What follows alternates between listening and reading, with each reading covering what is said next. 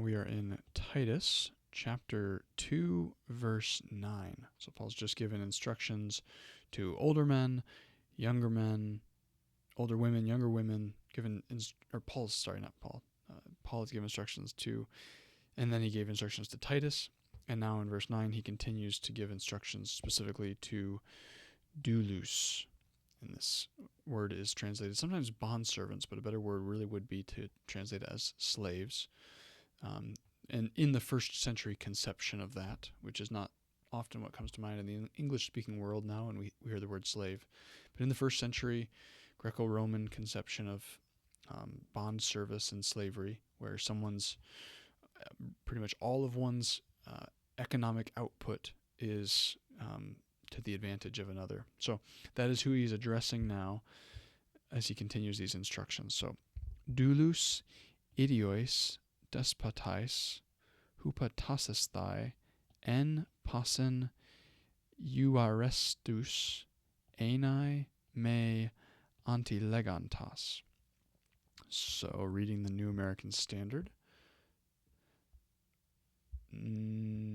Urge, so he's picking you can see that italicized, meaning that NASB recognizes that's not in the original, but they're supplying the instruction to urge or to exhort. Titus is to be exhorting in these things. Urge bondservants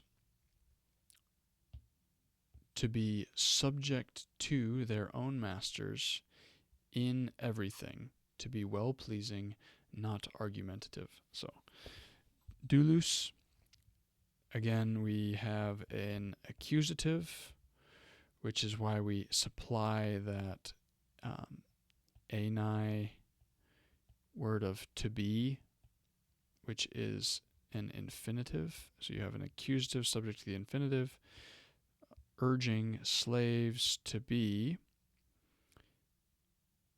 what? Well, we have the infinitive here. To be submitting to. So slaves are to be submitting to their own idiois despotais, their own masters. These are both in the dative case, so it's kind of really the indirect object of the hupatasesthai. Slaves are to be submitting to. Actually, the enai is not actually applicable here because that's already supplied by the infinitive is here in hupatasesthai. So slaves are to be submitting to their own masters. And in what sphere or to what extent? The following preposition tells us: in all things, in passen, in everything. In everything they are to be doing this. And then, again, we see the enai here. This time we actually have that verb.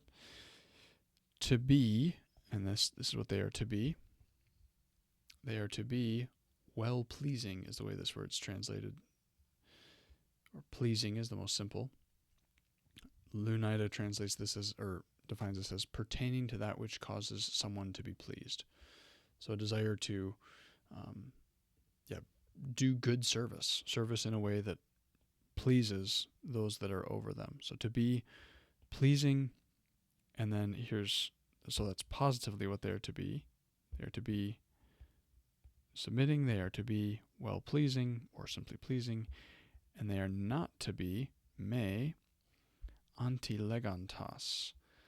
Antilegantas. And here's a situation where the compound word actually does convey the meaning. Anti, against, lego, speaking. So not speaking against or opposing or back-talking or contradicting.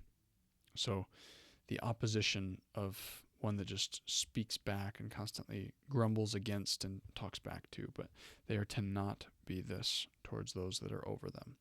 So that is verse 9 giving instructions to slaves, and verse 10 will continue that.